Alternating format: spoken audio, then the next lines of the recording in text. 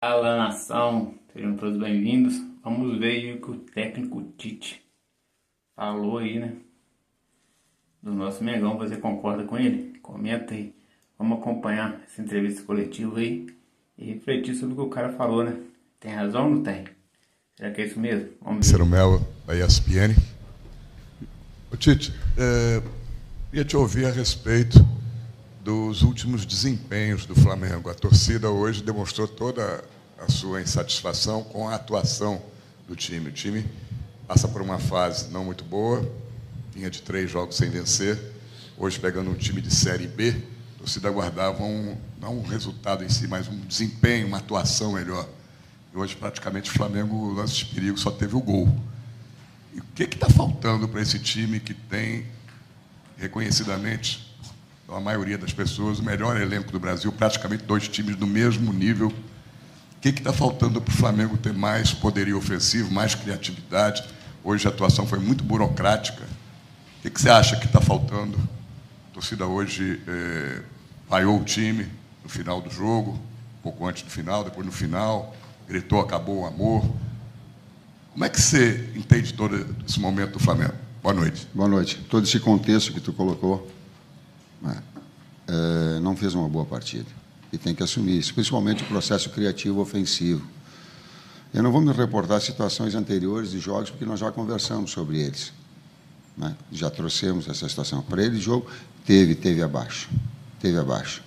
Ele teve na capacidade de finalização, na capacidade criativa, na largura do campo, nas jogadas individuais, ele teve abaixo. E tem que assumir, e eu estou assumindo essa situação, e nós temos essa consciência, sim, que teve abaixo. Trabalho. Não tem outra forma. A sequência, quando é uma retomada que tu vem com duas derrotas, Cícero, com a grandeza do Flamengo, com toda essa expectativa que vem, naturalmente, o grupo também, humanamente, ele sente uma retomada. Ela vai te dar uma melhor condição. Ela tem uma retomada de atletas, ela vai te dar como opções.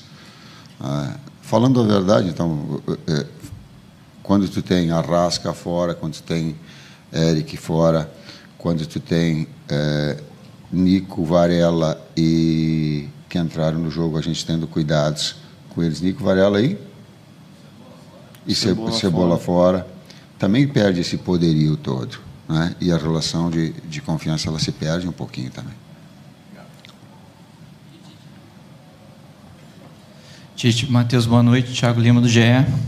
Tite, na última coletiva você falou que a equipe precisava dar um passo atrás, né, para melhorar as atuações. Eu queria que vocês pudessem explicar o que seria esse passo atrás na visão de vocês. Se você acha que a equipe conseguiu fazer isso hoje.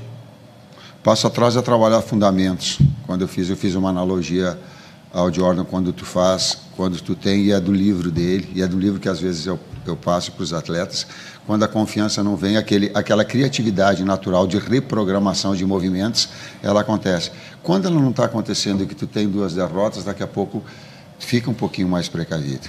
Quando esse é passo atrás, não é jogar menos, é ser simples e objetivo.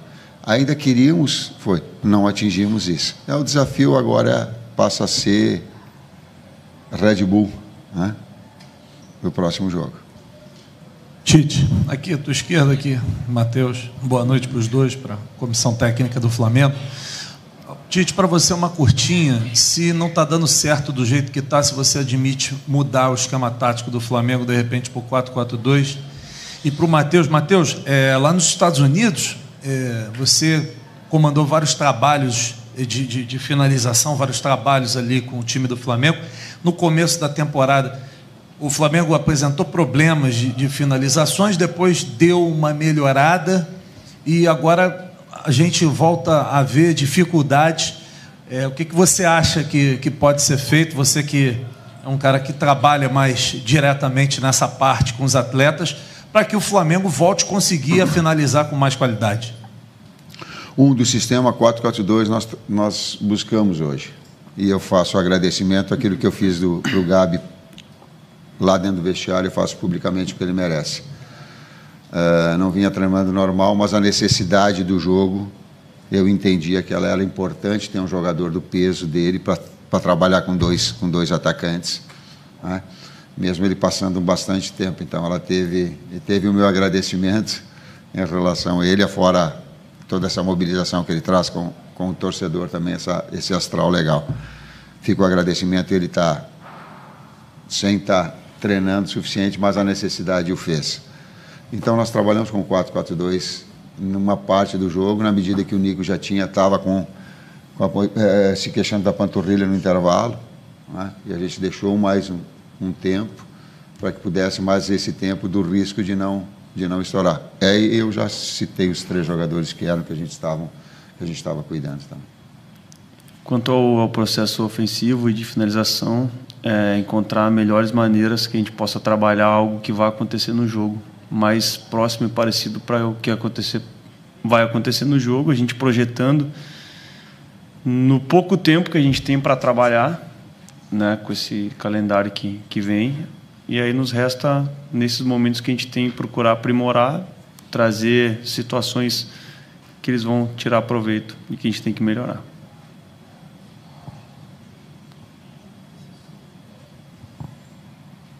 Tite, aqui, Isaac Flavois. Muito se falou do jogo passado da questão que envolveu ali minutagem, poupar jogador, aquela questão da fisiologia, e hoje a gente fala da performance ruim mesmo com a vitória. E você tem um aspecto bem marcante, que é a questão emocional, e é um dos 3 pilares ali que sustentam o time também. E nos torcedores no geral, quando a gente vai entrevistar e vai falar com eles estão cobrando muito essa questão emocional. Não se vê jogadores se falando, jogadores se cobrando, aquela emoção, e muitos percebem isso nos times adversários. O que fazer numa situação como essa? Como mudar a moral? Seria a moral, a emoção hoje, alguma coisa que estaria faltando para poder ter um ingrediente de o Flamengo melhorar e mudar?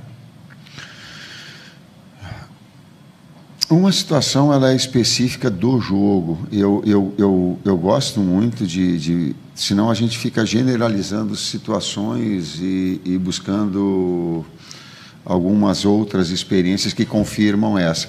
Nós viemos de 2 derrotas, isso pesa, isso gera também no atleta uma expectativa. Ele é humano, de dar, de produzir já, e uma retomada de um processo de confiança também, ele requer, não só com os atletas, com a equipe toda, com a sua força toda, mas também com boa performance.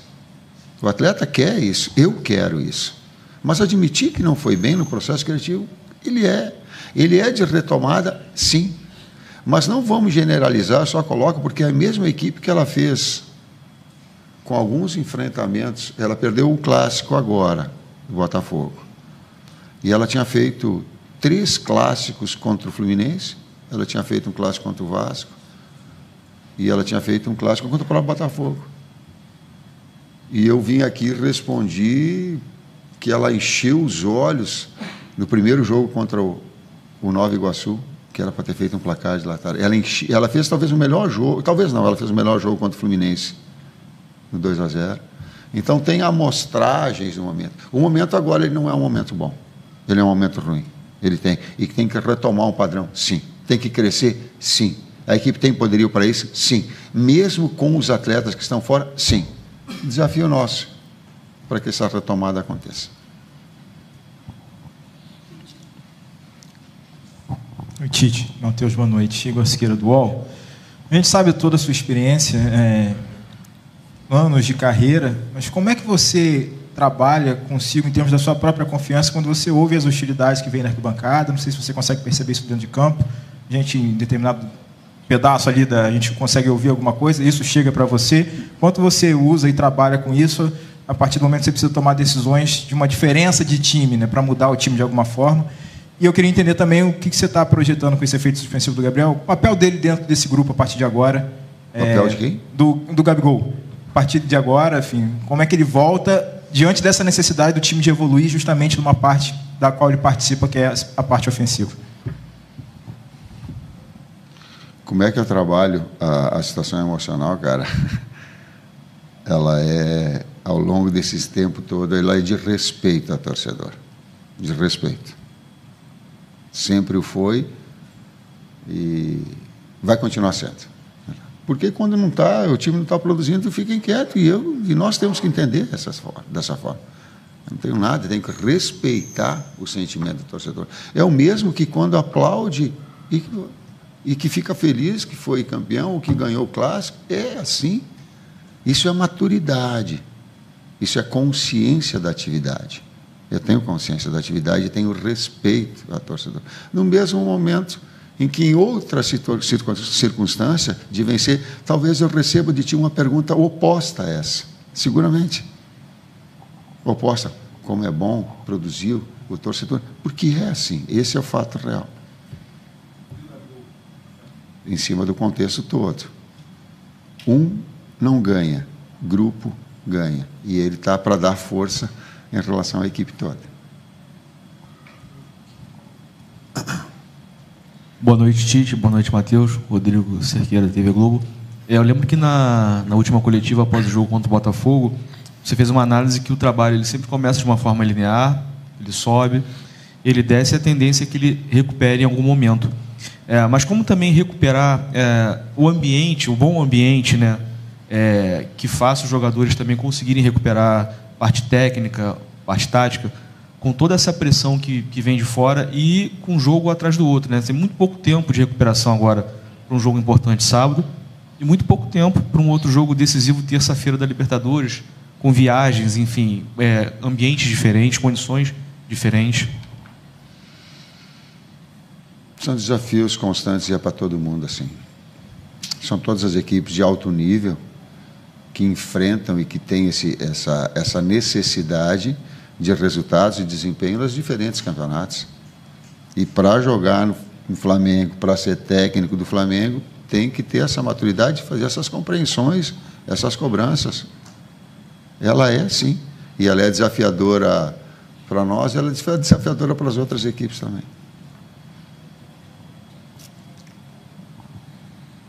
Oi, Tite. Oi, Matheus. Tudo bem? David Sharp, do Antenados na Jogada. No primeiro tempo, a torcida vaiou após o final, né, no primeiro tempo, mas eu vi o time um pouco mais associativo. Até a posse de bola foi maior, 71%, se não me engano, jogando com 3 meias, né, Gerson, Nico e o próprio Lohan.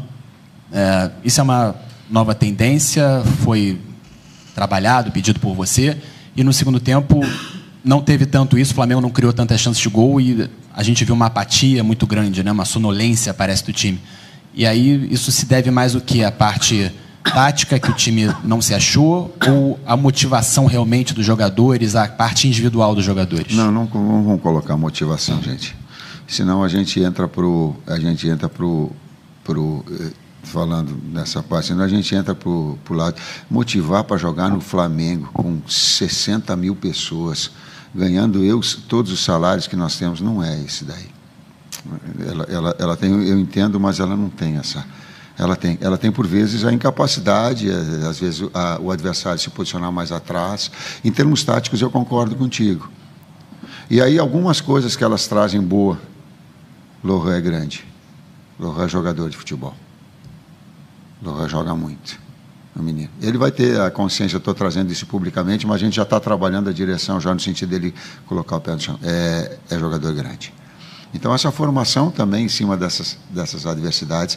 E aí ele tem 4 jogadores no meio campo. Quando tu tem 4 jogadores assim, tu fica com mais posse, tu fica com mais jogo curto, tu fica mais com o jogo associativo que tu colocaste. Sim. Em algum momento a gente trouxe, aí ele também caiu fisicamente. Ele não tem o mesmo Lohan. Aí tu tem a necessidade de mexer, aí tu coloca um jogador mais de velocidade. Depois aí trouxe o Matheus Gonçalves, que também é um jogador de articulação. Mas essas utilizações desse jogo, no que eu concordo nessa segunda parte. Pode ser, é uma variável daquilo que eu não sei quem me falou da variável tática, 4-4-2, eu tenho um jogador do lado de articulação para ter mais posse. Sim, ela pode ser sim. Sim, depois ele só pendurou, ele não pode tomar cartão. Eu já coloquei, não pode, o atleta, inclusive por reclamação, mas bem também. Boa noite, Tite. Léo José, do Coluna do Fla. O Gabigol ele ficou um mês treinando em casa, né, separado. Queria saber como que está a situação física e técnica do Gabigol agora, depois que ele conseguiu o efeito suspensivo, e como que você projeta o Gabigol dentro de campo. Você citou, acabou de falar sobre a variação, né, de 4-3-3 para 4-4-2. O Gabigol, ele, no seu esquema tático, tem a opção de jogar ao lado do Pedro? Primeiro eu fiz o reconhecimento em termos físicos, aí vou até me reportar. Eu errei em ter colocado ele um tempo tão grande no jogo. Isso foi meu erro. Por quê? Porque um longo tempo fora de eu expulso com todo... Mas a necessidade do jogo, ela faz. E eu não tenho problema nenhum em admitir isso. E agradeci ele até pela vontade, mas era um tempo menor que ele tinha para o jogo. E eu quis utilizar ele em tempo maior, até por essa mobilização. Então o erro foi meu, agradeci e está aqui reconhecido. Na própria, pode jogar com 2, pode jogar ele com 9, pode jogar nessas duas variações. A última pergunta aqui. Tite, Matheus, já projetando o próximo compromisso diante do Bragantino pelo Brasileirão, quais as informações a respeito de Arrascaeta, Everton Cebolinha e Eric Pulgar, no sentido de tentar contar com mais opções e até projetando essa sequência que vai ter em seguida um jogo no Chile diante do Palestino pela Libertadores? Os 3 fora.